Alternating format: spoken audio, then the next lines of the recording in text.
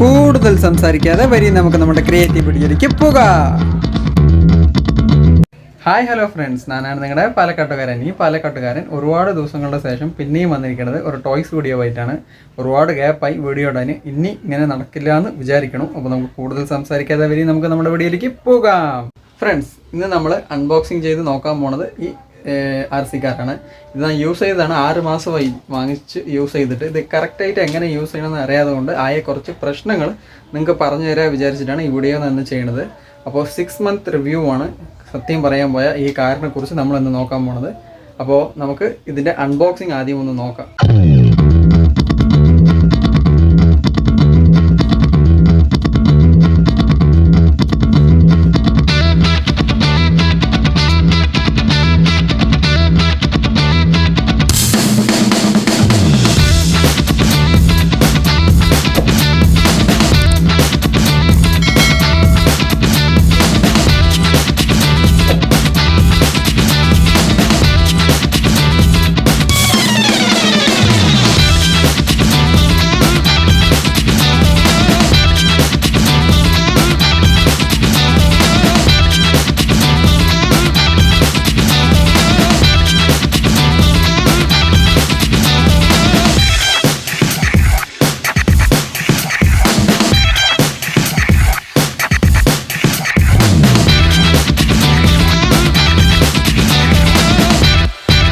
Friends, അപ്പോൾ നമ്മുടെ ഈ RC കാറിൻ്റെ പ്രോബ്ലം എന്താണെന്ന് ഞാൻ പറയാം. ഈ RC കാറിൻ്റെ പ്രോബ്ലം അല്ല, ഇത് വാങ്ങിച്ചിട്ട് ഞാൻ യൂസ് ചെയ്യാൻ അറിയാതെ യൂസ് ചെയ്തിട്ട് ആയ പ്രോബ്ലം നിങ്ങളുടെ ഞാൻ പറയാം. ഒന്നുമല്ല, ഇതിൻ്റെ ബോർഡ് കേട് വന്നു. അതിന് 2-3 റീസൺ ഉണ്ട്.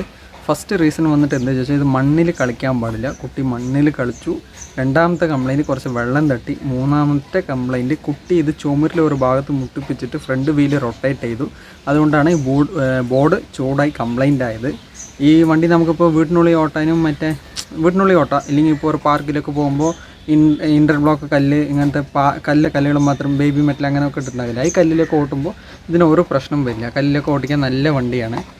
അതേപോലെ ഇതിൻ്റെ ബോഡി ക്വാളിറ്റി നോക്കുമ്പോൾ നല്ല മെറ്റലാണ്. ഇതൊക്കെ മെറ്റലാണ്, പ്ലാസ്റ്റിക് ഒന്നുമല്ല, മെറ്റൽ ക്വാളിറ്റിയാണ്. ഫ്രണ്ടിൽ കുറച്ച് ഗ്രില്ലും പോലെയുള്ളത് മാത്രമാണ് പ്ലാസ്റ്റിക്. സസ്പെൻഷൻ നല്ല സസ്പെൻഷനാണ്. ഫ്രണ്ടിൽ ഒരു ലൈറ്റ് കൊടുത്തിട്ടുണ്ട്.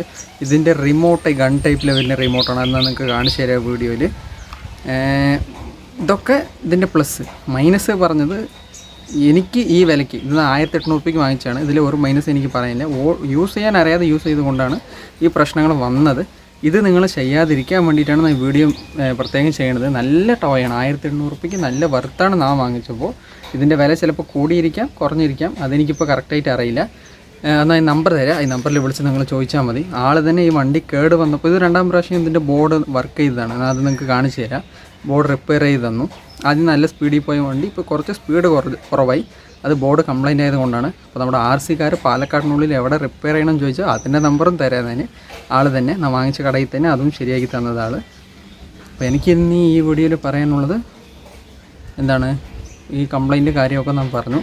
അപ്പോൾ നിങ്ങൾ ഇനി ഇത് വാങ്ങിക്കുമ്പോൾ ഈ കാര്യങ്ങളൊന്ന് ശ്രദ്ധിച്ചാൽ ഈ സാധനം കേട് വരാൻ നിങ്ങൾക്ക് ഒരുപാട് ദിവസം എടുത്തു വയ്ക്കാൻ പറ്റും.